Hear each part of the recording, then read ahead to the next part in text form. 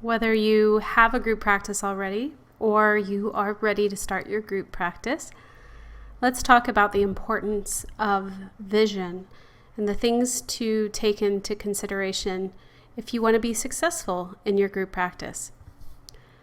I really encourage you to go back through the perfect day exercise that we do in day 1 of boot camp and look at it from the perspective of not just you, the clinician, doing your work, but your practice as a whole and your role as leader. So I really encourage you to take that perfect day exercise and move it out from just you and really kind of step into that group practice owner mentality. Because when you're creating your group practice, you seek to create a business that's going to value the people who work there and have a business that also brings value to your life, right? We always talk about the full practice, happy life. We don't want to create a business that drains us or create a business where people do not feel valued. We want our business to contribute to the solution of us being the worst paid master's degree.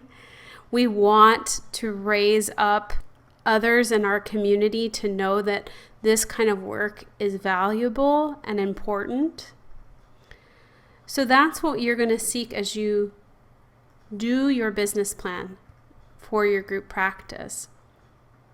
Beyond the business model, you're also creating a family system, so to speak. This is also known as group culture, but the MFT in me will say it's a system. And it's a system that's infused with your values. If you value education, you may provide an education stipend for your staff or bring in special training for them. If you value teamwork, how does that show up in your processes, in the way you communicate with your staff? If you value honesty, how honest will staff be able to be with you and you with them? Because as the leader, you facilitate the culture from the beginning when you set out to do this private practice with a group in mind. You're the one who facilitates the environment, how things flow, and the expectations. So what does that mean to be a leader? And honestly, at the heart of this is that there's trust and clarity. You're clear in your communication from the hiring process on. You establish trust so that you can give feedback. But you also value people through how you pay them, the benefits you offer, how you treat them.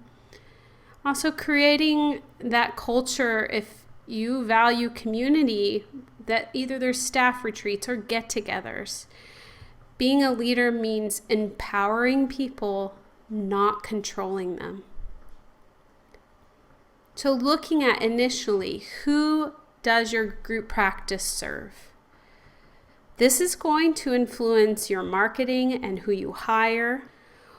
You're wanting to know who this group practice exists for and how you meet the need. What does the client experience because of this group practice? What transformation do you provide in the community? Once you know the different types of people, then you can hire people that you truly can support. We find sometimes people get very excited once they have a full caseload. They think, now I'm ready to hire another clinician, or now I'm ready to hire an assistant. And then they hire someone and aren't able to fill them as quickly as they thought. And then that person, because they can't sustain a life on not working for weeks on end, they end up leaving. So having a plan in place and taking steps so that you know confidently you've done your best to be able to bring on staff that you have a place for and a demand for will improve your retention. And we really want to encourage you to go through the financials of your business plan so that you can create this dream team and establish what is a living wage and how do you want to express your valuing of the people that work for you. And as you bring them on, encouraging their independence and their strength finding using your leadership skills.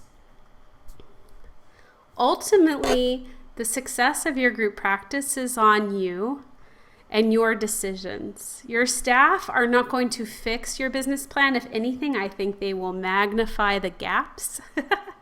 They're there to take action and implement on what you've created. So if you make a mistake, it's going to happen. Own it and get support and know you're never stuck. But also celebrate the wins and have gratitude for the opportunity to not only serve your community in a bigger way, but to contribute to the overall health of our profession and field in employing other clinicians. It's a beautiful opportunity.